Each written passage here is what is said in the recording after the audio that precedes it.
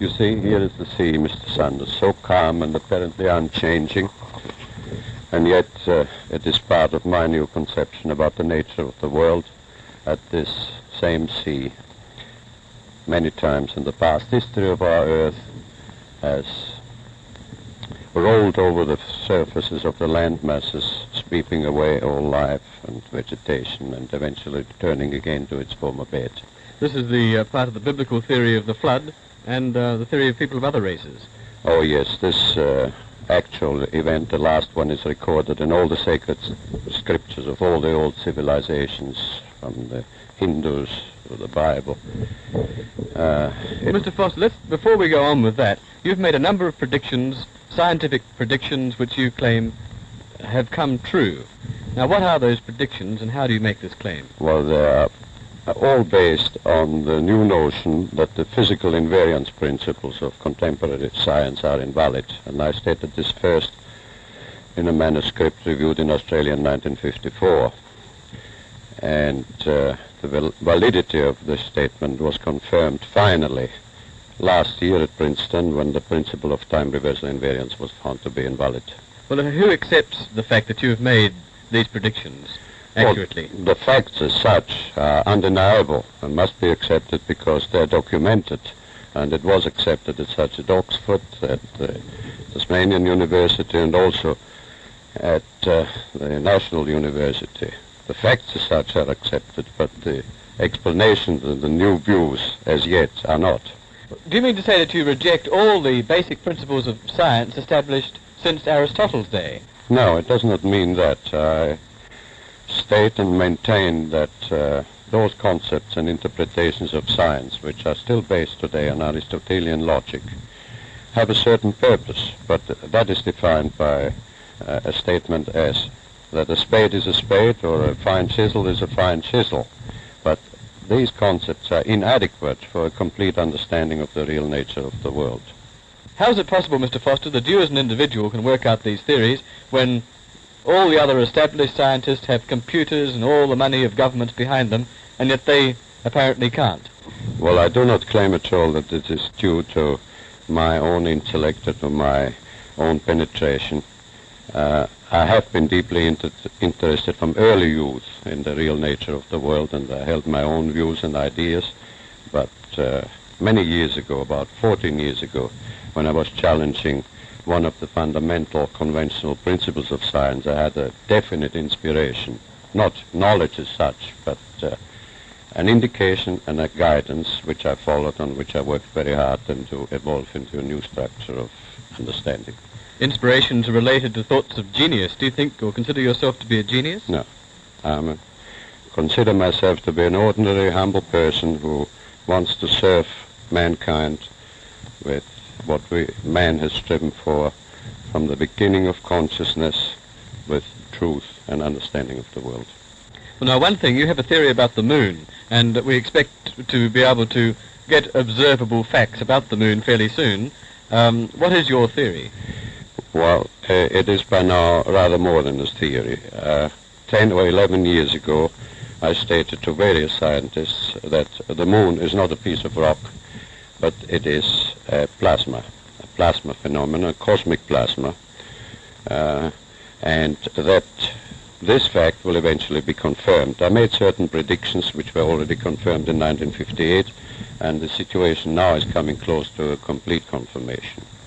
What will be the result if you're proved to be correct in your theories? The result will be profound and decisive, because it will give proof that a complete reinvestigation of the laws of nature is necessary. Because if the moon is a plasma, no man will ever land on it. The soft landing attempts will all fail. That means that the mass of the moon is less, far less, than is currently assumed. It's in a different state of energy, and it has far less mass. That means there is no more explanation for the tides. If the moon, for example, had only 1,000th part of its current mass, then the tides would only be 2 inches high under conventional theories instead of sometimes 14 feet. And that means that if it is proved that the moon is a plasma, then all gravitational theories are out, and a new concept of the cosmos and of its laws has to be evolved. Aren't you being a bit adventurous, though, because you know that we're going to be able to test out your theories on the moon fairly soon?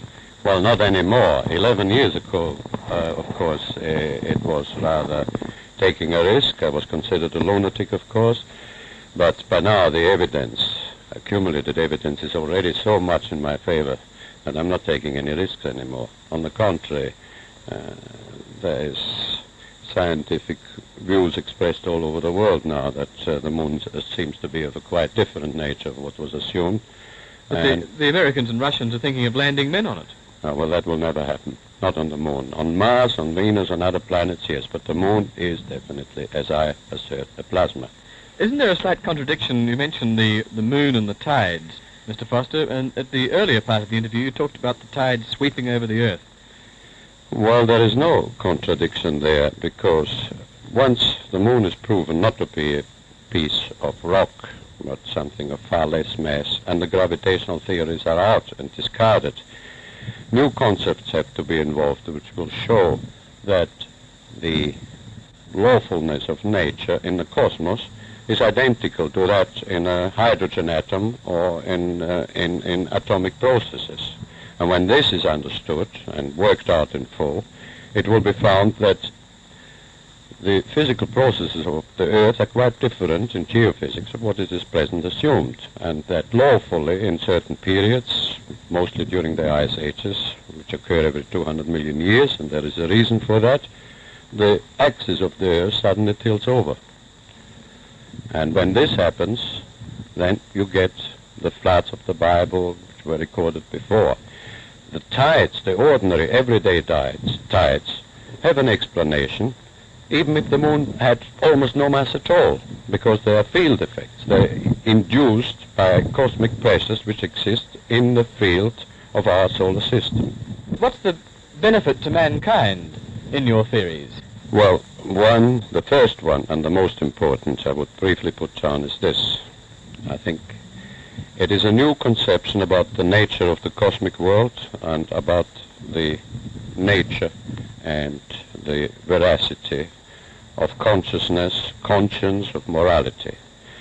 At present we have a glaring contradiction in the assertions of fundamental science. Scientists assert that they are completely uninhibited in their pursuit of truth, that they're completely uninhibited in their pronouncements, and that they produce for mankind, out of their knowledge or understanding, means which man can use according to his moral nature. So if the scientist produces a television set or a jet motor car or a hydrogen bomb, it is up to the common man then to use it in a manner which he finds according to his human nature. Yet, the very same processes or dialectics of science also declare that morality, concept of man's moral nature, is an illusion, that it is merely behaviorism or something due to conditioned reflexes or to herd instinct. And this, of course, is a contradiction which must be resolved and must go out.